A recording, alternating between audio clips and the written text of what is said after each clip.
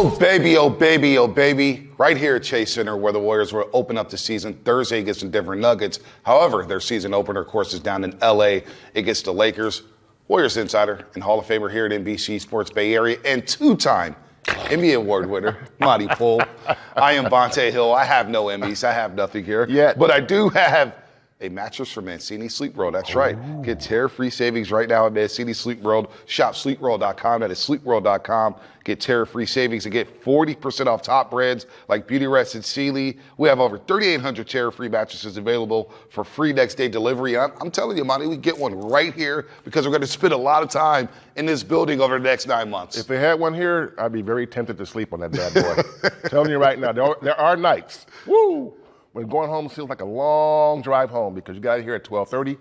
It's like, if I could just sleep here because I got to come back the next day too. Man. But hey, we got what we got. Hey, Phil's Coffee next door. You got dumpling time. We got Splash. Oh, yeah. We got plenty of breakfast spots here. Yeah. Gots. I eat a burger for breakfast. But look, let's get into the season, man. This is going to be our season preview show. And we're going to look at the NBA as a whole. You know, whether it's the MVP, the DPOY, Sixth Man of the Year, our NBA champion, who's coming out the West, who's coming out of the Eastern Conference.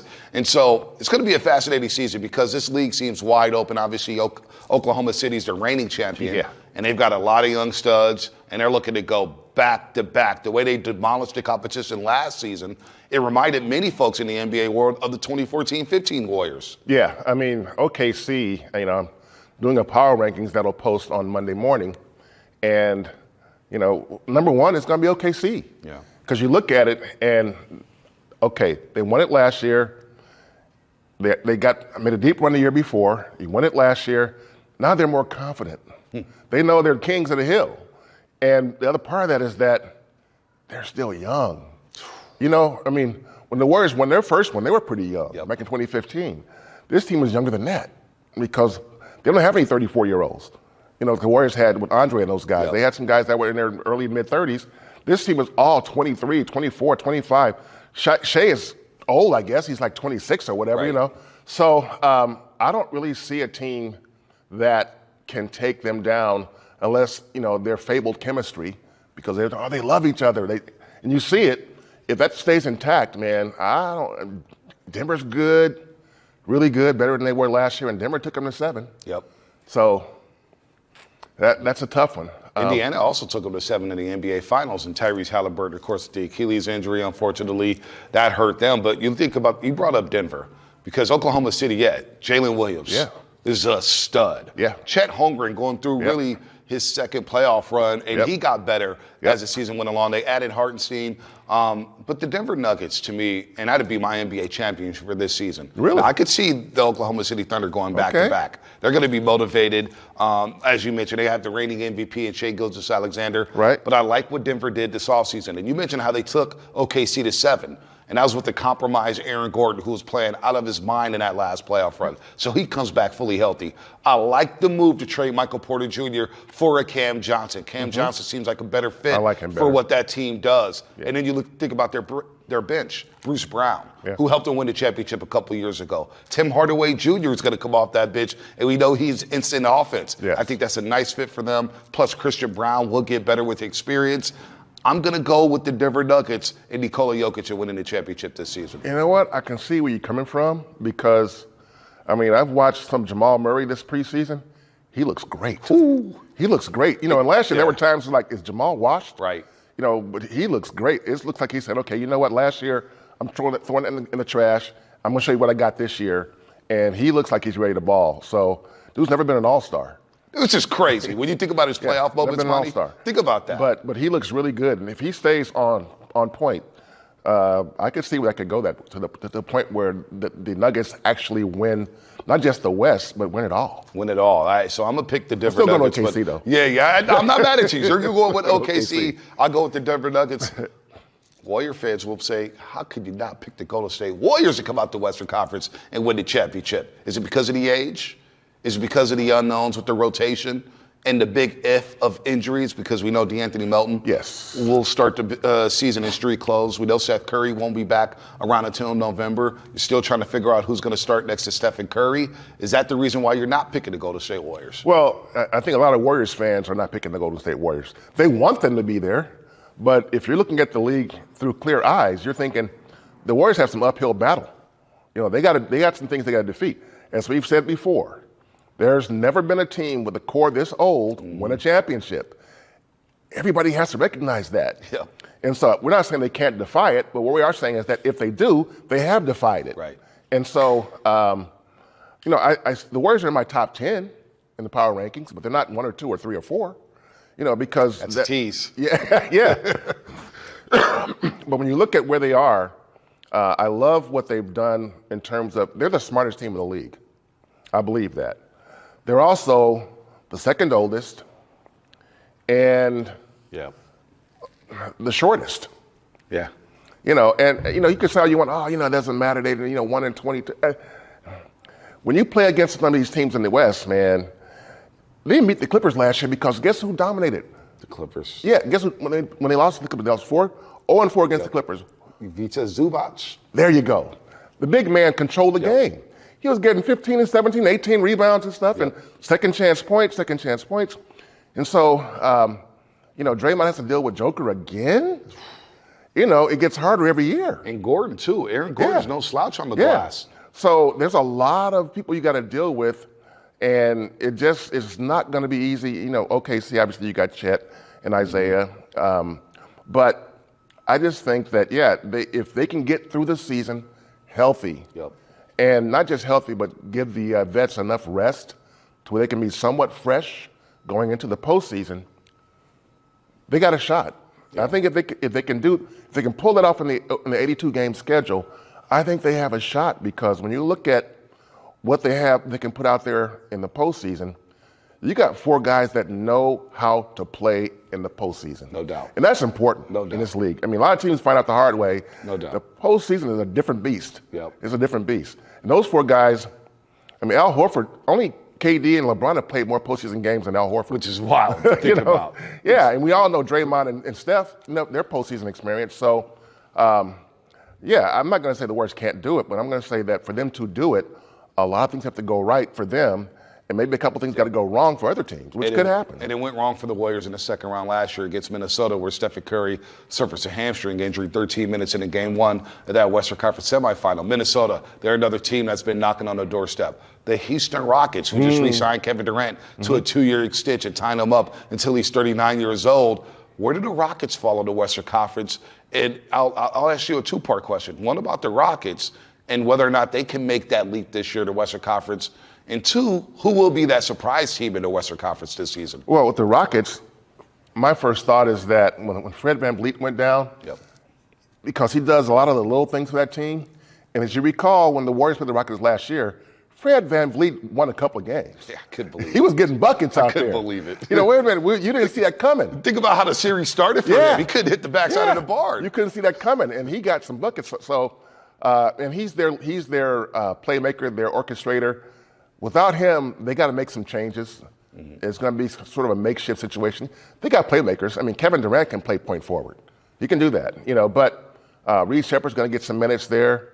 That's the only concern I have about Houston is like how do they make up for what they lost with Fred? Because other than that, man, I like what they have. That's a team. Their defense is the nastiest defense in the league. Yeah, Amen Thompson. You know, he'll probably take some of the point guard duties away from Reed Shepherd and Kevin Durant. Kevin Durant can still get buckets. Aparun Şengün continues to get better and better and better. And I think they need Jabari Smith Jr. to take that next step. He's the guy I thought last season in that first round series. Why isn't he playing? Because he has a smooth jumper. He's 6'10", long wingspan. But the Rockets said, hey, he's got to get tougher. He's got to get tougher if he wants to get more minutes here. So I think that's an X factor for the Houston Rockets, Jabari Smith Jr. And then when it comes to surprise teams. In the West? In the Western Conference. I'm going to say Portland. I think they can make a run for the playoffs. I see where you're. Because they're huge. And last year, second half of the season, their defense was filthy. they were a pushover in the first half of last season. They were like, oh man, is Chauncey Billups going to get fired? Is he out of there? Is he getting hot? By the end of the season, they were like, no, we in on this guy because we can see it coming now. They have a really good chance of making a push for at least the play-in. I can see that, and I think they can do that. They could threaten for 500. I can see that. And they were better than 500 over the back half of last season. Yep. So that if I had to pick a team, let's say they can be better than what you might think, is Portland, because you can't dismiss them now. No, I like that pick. That's a really good pick because Kamara at the point of attack can defend. You bring in Drew Holiday, a trusted veteran who's got a guard on the perimeter. Yep. Donovan Clingan looks like he's in phenomenal shape at the 5. Obviously, their backup from China, who is Young Hansen. He looks phenomenal. Shaedon Sharpe is athletic as anybody in the league. Yeah. So I like that pick. I'm going to go with a surprise team, and many people probably will say it's not a surprise, but I think it's the San Antonio Spurs. I think this is this year to crack into the top 5. Woo! Victor Wembanyama looks like a man on a mission. They say he's 7'5" now. I'm going top 5. You get a full trading camp. They'll vault right past the play-in tournament. Right past the play-in tournament. I'm going top 5 San Antonio Spurs. Now, they're going to have to battle with the likes of the Dallas Mavericks, the Golden State Warriors, the Clippers, who are older than the Golden State Warriors. Yes. But I'm going Victor Wembanyama, Stephon Castle taking that second-year leap. The dunk he had on poor James Wiseman the other day. Why'd you have to do my boy Wise like that, Castle? And then De'Aaron Fox.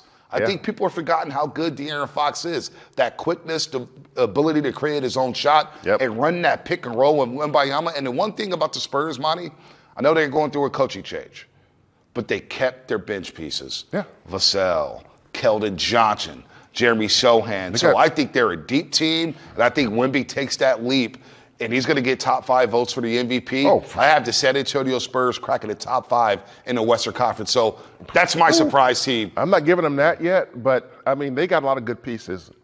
Mitch Johnson, the coach, I think he's still a little bit untested. But they also have a veteran. Harrison Barnes is a pretty good vet. Can't forget about him. Yeah, he's a pretty good vet. I mean, ask the Warriors last year. Yeah, he changed the trajectory of the season. Yeah, he can hit a shot. So, no, I like that. I like that. Now, in fact, I think Portland and San Antonio are the 2 teams I look at and go, you know what? They could crack easily, get into at least the play-in tournament, maybe more. Man, you got the Dallas Mavericks, of course. The LA Lakers, I'm down on. They have to get Kyrie Irving back. There's no doubt about that. Cooper Flagg will play some point guard for them. He looks great, too. He does look great. He does. I mean, is he a lock for Rookie of the Year? Should we just say to give him the award right now? Yeah. No discussion. All right. He's ready because he does so many things. He's a two-way player. Yep. So, no, I mean, he's the best-looking rookie I've seen in a long time. All right. Let's look over at the Eastern Conference because we already picked our champion. Yep. You have OKC coming out the West. I have the Denver Nuggets coming out the West. I can see OKC coming out, but the Eastern Conference, they're crippled with injuries all throughout the conference. Yeah. We don't know what to make of the Philadelphia 76ers. We know Jason Tatum, he surprisingly may come back at some point this season. We'll see about that. I wouldn't test it. Right. But Boston Celtics seem to be going through a transition. Yep. Orlando, are they ready to take that leap? They bring in Desmond Bane to flip KCP for Desmond Bane, Kentavious Caldwell-Pope. I do like Paolo Banchero. I don't know what to make of the Miami Heat. Who's taking the East? Is it Cleveland's to lose? Yes, it is. I mean, we understand that they have a Defensive Player of the Year in Evan Mobley. Jared Allen is still a nice centerpiece on that team because he can get garbage buckets. Yep. They don't need him to shoot this. Pick up a few lobs and get in a few tip-ins and a few putbacks, and you're good. He may get 10 points a game, but he can get 10 or 12 rebounds, 2 or 3 blocks. The only question I have about Cleveland is the backcourt. Yep. I mean, I like them, but they're small. They're small. Yep. And small backcourts have a tough time doing it. I mean, yeah, they can make up for it because they're huge up front with Jarrett and with Evan. But that's the only thing I question is, can their defense hold up? Now, you mentioned Orlando. I think Orlando, the Desmond Bane trade acquisition, he is a perfect fit what they need. For what they need. They've been playing great defense for a couple of years. Yeah. They couldn't put the P in the ocean, though. It's like, come on, guys, make a shot, from 3. And Banchero and Franz Wagner at the 3 and the 4, that's good. That's good. Wendell Carter's a solid center. Yep. Jonathan Isaac can defend as well. Yeah. And, big thing, too, last year is that Jalen Suggs missed a chunk of the season last year, and he is their leader. That's a big part of their team. He is their leader, and he's a defensive bulldog. To me, we talk about Fred VanVleet. I think Jalen Suggs is a better version of Fred VanVleet when he's healthy. I like that. And so, but Desmond Bane gives them that shooter that people have to respect. Yep. And he's got a quick trigger, so it's not like, he has to set up his shot. When he gets the ball, it's gone. He's a perfect His third little short option. arms that he has, it's like boom. He's a perfect third option for that team. In Memphis, maybe he was the second option offensively. Now he's that third option to play off of Ben Carroll and Franz Spread the Wagner floor. Give those guys some room. And I like what you said about Jalen Suggs. He's the X factor for them. Yes. And health has been the biggest detriment to his career thus far. Yeah. He can facilitate.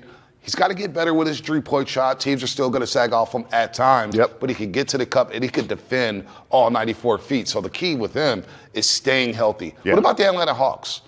They've got a lot of young pieces. They're on the rise. They're on the rise. I mean, I thought Atlanta was, they've been mid for a couple of years or worse. I think this season they are built to make a jump.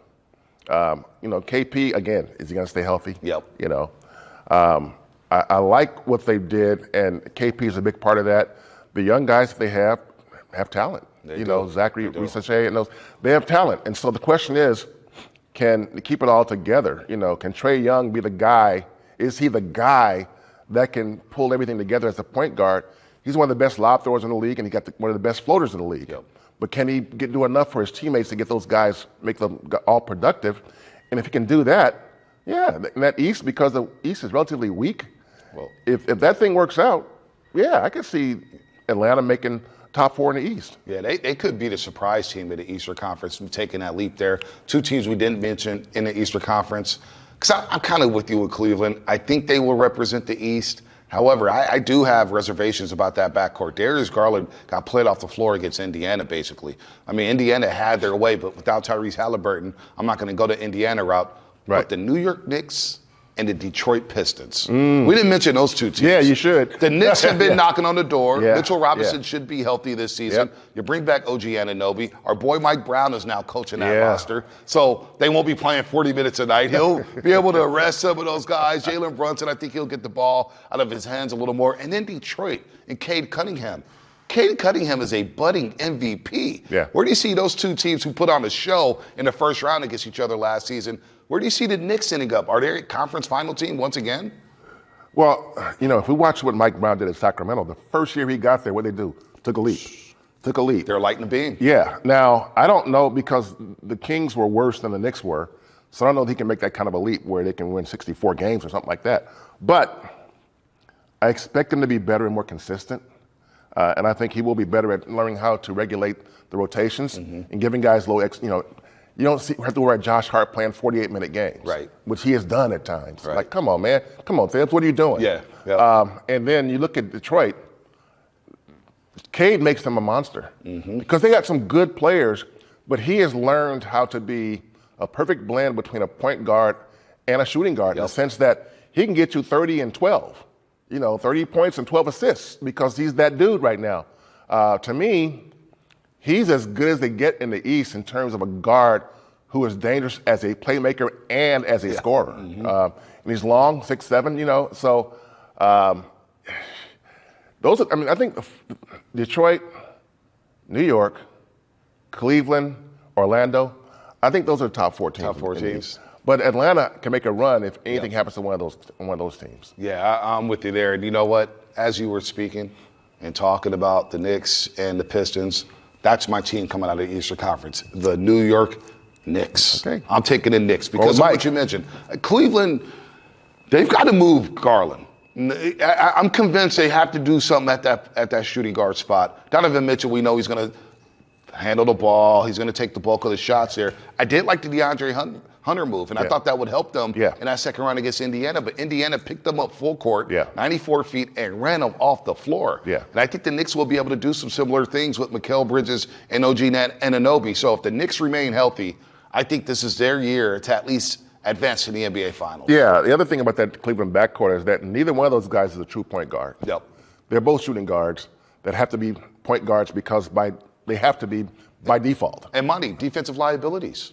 Let's face it. We saw them. Donovan Mitchell a long time in Utah, and we saw Garland and throughout his career. Right. Defensively, they can be had at the point of attack. That's why they have those two big beasts behind them. They need them. I mean, they need them back. Yeah, Mobley and Jared Allen, they're pretty. You got two rim protectors. Yep. On that team, they need them both. And so that's why they can be a factor, because they're going to give up some ground and guys are going to, do some blow-bys on them, but then they got to deal with the two beasts in the middle. It's like, okay, they may be turning back around and drive and kick, drive and kick. So I get that, but I like what you look at in the East, though, in terms of those four teams. And then, like I said, Orlando or Atlanta, I think, has a shot to make a little bit of a run.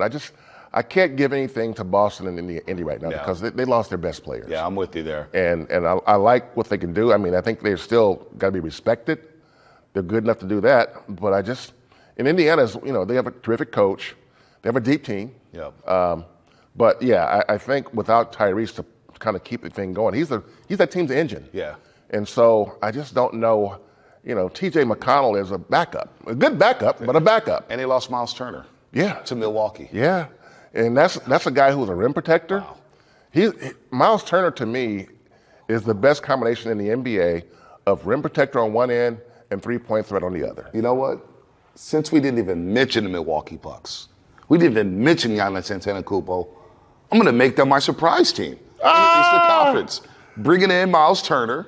Giannis Antetokounmpo is a man on a mission, and there's a lot of noise there about his future in Milwaukee. Yep. Or elsewhere. Or elsewhere. or elsewhere. I'll say Milwaukee makes a run at the top six. They'll be in the top six in the Eastern Conference. I think so. We didn't even mention. Think about that. I'll give a former MVP, a former DPOY, and they're an afterthought right now. Yeah, I think they can make a run at the top six. Top four is a bit much, I think. Yeah. But again, being in the NBA, you never know, man. One injury could change everything. Change it. And so if all teams are healthy all season, right, they're not a top 4 team. I don't think. Yeah, I don't think so. And I'm not a big Doc Rivers fan. I mean, I know when he won the championship with Boston 180 years ago, everybody's like, man, Doc is good. But I mean, he got to the Clippers and he had all that talent. Yeah. And they kept finding ways to lose in the postseason. I'm like, no. So, I mean, I'm not going to say, the coach going to get them over the hump, because as a coach goes, he's just a coach. Yeah. Who's done a lot of games. So, but yeah, I think when you look at that, now the question becomes, when you look at the East and the West, who do you think wins the MVP this year? Will it be a person from the East, from the West? I mean, is it strictly like up to Shea and Joker, or do you see anybody else sneaking in there? I think Paolo will get MVP votes. I believe Cade Cunningham's going to surge and be a top 5 vote getter in the MVP award. I think Luka Doncic is going to do damage with the LA Lakers and try to steal some MVP votes. But it's hard for me not to see the Joker, Nikola Jokic, taking back the MVP. Because what happens is, Monte, you could have named Joker MVP last season. Mm-hmm. Where's Denver without the Joker? Irrelevant? I mean, or close to it? I believe OKC can be stabilized without HGA. They're not the team that they were with that. I mean, obviously they're not an NBA champion, but they have a lot of talent. They have Lou Dort and Caruso, guarding like pit bulls. Chet can get his money. Hartenstein's a very capable 5-man who could start on most NBA teams. And then Jalen Williams, I think, is an absolute stud who really came on in the NBA Finals. You take the Joker off for Denver, and they may be in the play-in. Yeah. So I'm going with the Joker. I think they had voter fatigue last season, the NBA media. I'm going with Nikola Jokic to win back the MVP. But I do think some guys will threaten him. Obviously, SGA is a reigning MVP. Again, like I just mentioned, Cade Cunningham is going to make a surge. I think Paolo Banchero is going to put the league on notice. And I think the Luka factor in LA, where it's basically his team now, I think he's going to put up numbers with the Lakers. But I got the Joker winning the MVP again, Monte. You know what? I'm not even going to argue that. Real quick, and then I can't forget about Wemby. I think Wemby finally takes that leap into being one of the guys. MVP, I don't think he's getting that yet. Not yet, but a top 6 vote getter, I think Wemby's going to be right there. Very possible. If he stays healthy, yeah. I don't think there's any question that Joker's the best player in the league. Even last year, the best player in the league. Now, so I'm not going to argue that one. I think he's the favorite to me to win the MVP. And especially if Denver, makes the kind of run they did last year. They were kind of 2, 3, 4, 5, 6, bouncing around because they couldn't catch OKC. Yep. This year, they look really good. And really good. If David Alleman, gets his first full year as a coach, if he's solid, they have the makings of a team that can win 60-plus games. Yep. So just got to keep Joker upright. It can be good. Now, I got a question for you that's nothing to do with any award. Warriors or Lakers? Which team is better?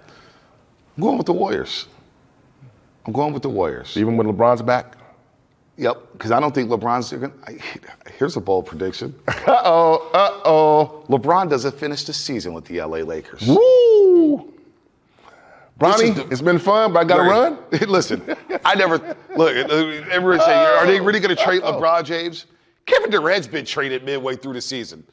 If Kevin Durant, we talk about Kevin Durant, who's unquestionably a top 10, top 15 player of all time. True that. This could be the year LeBron James says, you know what? Since he's out with that back injury and he's saying, I want to see how the Lakers do early on. He still thinks he's calling the shots. And I think the Lakers are going to say, you know what? We've had the keys to Luka Doncic. We've got DeAndre Ayton playing the 5. Yeah. Austin Reeves could be our third wheel. You know what? The hell with that. You're gone. And I can see LeBron James getting traded. That'll be my bold proclamation. And I think the Warriors will outlast the Lakers and be just a tad better than the LA Lakers. I agree. And I agree for the same reason that I would have agreed last year if they made it in the playoffs. It's better. I still don't trust the Lakers' defense, especially on the perimeter. Yep. Luka and Austin ain't guarding anybody. Nope. They're not guarding anybody. And Luka got torched in that first round series against against Minnesota. So they're not guarding anybody. And, DeAndre Ayton is an upgrade at center because, he's a pretty good rim protector. But I just don't like their defense on the perimeter, man. I mean, Vanderbilt is solid. Yep. But after that, you're kind of hustling and scuffling trying to find somebody to stop somebody. LeBron ain't playing any defense anymore. Nope. He used to. Nope. But LeBron plays defense 2 or 3 minutes a game now. Right. And so it's like I don't like their defense at all. And that's why I think the Warriors are better, because I think the Warriors will have a better defense than the Lakers. And that'll be the key. So I'll give you that one. I mean, I'm with you on that. Yeah, I think the Warriors are a better team than the Lakers. Rui Hachimura, though, is very interesting to me. He's an X factor. And I think when he's rolling, he gives them an extra dynamic, that added element of going down in the post, hitting that mid-range jumper. Rui can score. Defensively, though, he can be had at times, too, in the pick and roll. So I will lean the Warriors, especially if they stay healthy this season. Now, DPOY, Monte. Evan Mobley, you mentioned him. He's the reigning Defensive Player of the Year. I think that award goes down to H-Town. And I think it's going to Amen Thompson this season. I'm going with Wemby. Yeah, I knew you were going to go there. I'm going with Wemby, I'm not mad at that. All you got to do is be healthy for 75 games. I know. Or 65 games. And, I mean, he is the greatest defensive force in the league, in the game, anywhere. I mean, I love Amen Thompson. And we know he's a great defender. But it's always harder for a perimeter defender to win that award than it is for a big man. Look at Rudy Gobert, got like 45 of those damn awards. Yeah. And we all know Rudy Gobert he's food on the perimeter. Yeah. Is that fair? You switch him out. Is that fair? Now, Wemby can guard on the perimeter, and he's so long, he's going to block so many shots and change so many shots. But is that fair, what you just said? Because you're right. Rudy Gobert probably stole a couple awards from some perimeter defenders, one right here inside the Chase Center in Draymond Green. Yeah. No, that's what I'm saying. And that's why I think Wemby has the edge, because he is going to be the guy that the paint is just going to be a no entrance zone, do not enter zone, And if you do, you're trying to get him in foul trouble. Good luck with that. Yeah. And you're hoping that because he picked up a little weight, he's a little heavier now, which he needed to do that because he came in the league, man. He was a rail. But I think when you look at what he can do for that team, and he's not just long, he's also a good fundamental defender, And I think that award goes to Wemby. Ooh, I like that pick. That's a really good pick. I'm going to go Amen Thompson, obviously. His perimeter defense, the way he attacks 94 feet. I mean, look, Steph got the last laugh, but he made Steph work. And that is hard. And he never gets fatigued. I think he'll have more ball handling duties, so that'll help his defense as well. Or maybe not. Blocking shots. They ask him to do more. Yeah, you ask him to do more. Maybe it does. But you know what? I think the young man is ready. He blocks shots around the rim. He's really tough. Good. He rebounds. Yeah. He's so long and athletic. So I'm going to go with Amen Thompson. What about your sixth man of the year? Sixth man of the year. Ooh. That may be the most difficult award in all the NBA this season. Because we see so many coaches switch their lineups up on a game-by-game basis. Yep. Well, let's see. I'm going to look at if Alex Caruso doesn't start, I'm gonna look at a guy like him. Okay. Because he can make shots, but he's a hellacious defender too, and he can change games on either end. Alex Caruso can guard 3 positions. He can. 2, 3, and 1, 2, 3, and some 4s. He can. And so I think he'll get DPOY votes. But I think if he doesn't start, I think he can get 6th Man of the Year award because he does so many things. And that team's going to be good. It's going to be good. Now, I don't know how the Nuggets are going to play with their bench roles are going to be defined. Mm-hmm. But I'm going to go right now. I'm going to say, I think he's the guy. I look at teams like San Antonio. I look at the Clippers. Those 2 teams I'm looking at because the Clippers may bring Bradley Beal off the bench. Yeah. And I think Bradley Beal will be motivated off the bench down in L.A. New setting. He's playing for Ty Lue. There's a lot of talent down there. He could get starter minutes, but he may not start a basketball game. Who knows? I'm not. Yeah. He may end up starting in this because a moot point. But right. I would lean Bradley Beal, redeeming himself and revitalizing his career with the L.A. Clippers. And then I like one of those San Antonio guys, whether it's Vassell, whether it's Sohan or Keldon Johnson. But I like your Caruso pick because there's not a lot of guys who are going to be cemented in their role off the bench. Yeah. There's a lot of interchangeable lineups in the NBA today. But I like the Caruso pick. I'm going to lean Bradley Beal, especially if he comes off the bench with the LA Clippers. I get it. But I'm going to stick with Caruso for that reason. I think that there'll be a better team. I think sometimes when you're on a better team, that gives you a little bit of an edge. All right, last one with the Golden State Warriors, our bold picks. We kind of gave our win totals. You said 50 wins for the Golden State Warriors. I said 48, 49. I'm going to lean under 50, but I think 48 and 49 does get you in the top 6 of the Western Conference because I think it's going to be depth here. Awards for the Warriors. Will Draymond Green repeat as a member of the first team all-defensive team? He has to for this team to be what they want to be. And I was watching some video of Draymond a few years ago, and what a monster he was on defense. I mean, the dude, he was protecting the rim. He was getting steals on the perimeter. He was just busting up offensive possessions for the other team. And I think as the age is catching up with him, I don't think he can do that with the regularity he once did. And so he has to pick his spots now. And when he picks his spots, he shines. But there'll be times when you're like, okay, Draymond doesn't have it tonight. There's been a few of those. There were some of those nights last year. And so I think, can he be a first team? I think he'll still be in the mix.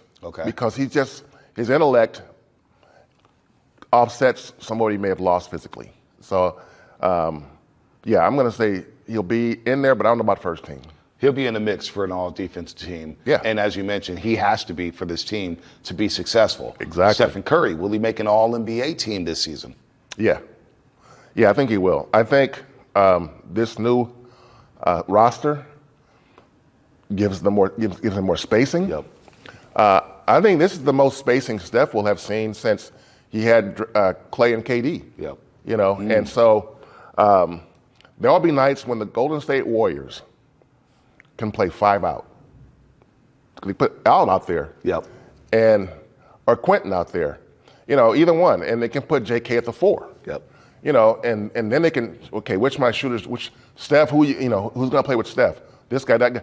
I think they have that possibility, especially when Seth comes back. And so, I think Steph will be able to put in, I think his points per game will go up this year because of that. Well, with Jimmy Butler, he averaged over 27 a game. Once Jimmy Butler got traded from the Miami Heat. So I think he'll make an all-NBA team as well. And you know what? I'll end on this one. JK, you brought him up. I think Jonathan Kuminga will be in the running for the 6th Man of the Year award because if this team wants to be successful, as you mentioned, he can really take over that second unit. And JK had a solid preseason, rebounding, passing the ball, picking his spots on when to score. If he buys in and does that in the regular season, JK will get 6th Man of the Year votes, and I think he'll be in the running for that award. The league is worried. They look at JK and go, okay, we hope that he does not kill us in the non-Steph minutes. And if JK can come in and be a beast in those non-Steph minutes, the Warriors have solved the problem that they've been trying to solve for a long time. Can they trust him to do that? And if he can, that's got to be recognized, man. It does. It's got to be recognized. It does. So I think you may have something there. All right. I'm with you. couple days away from the Warriors taking on the LA Lakers in the season opener. Year number 17 for Steph Curry. Year number 14 for Draymond Green. Should be exciting. We'll be back at this place Thursday when they host who I think will win the NBA championship, the Denver Nuggets. And you know the Denver Nuggets have had the Warriors number. Woo. We don't need to get into that right now. We want to keep it positive because it's been a nightmare for the Warriors when they take on the Denver Nuggets. But for Monte, Poole, our Warriors insider, two-time NBA award winner, and, of course, Hall of Famer here at NBC Sports Bay Area, I am Bonta Hill. And as always, Dubs Talk is brought to you by our great friends at Mancini Sleep World. Get terror-free savings right now at Mancini Sleep World. Shop sleepworld.com. That is sleepworld.com. We'll see you later, folks, when the regular season begins for the Golden State Warriors.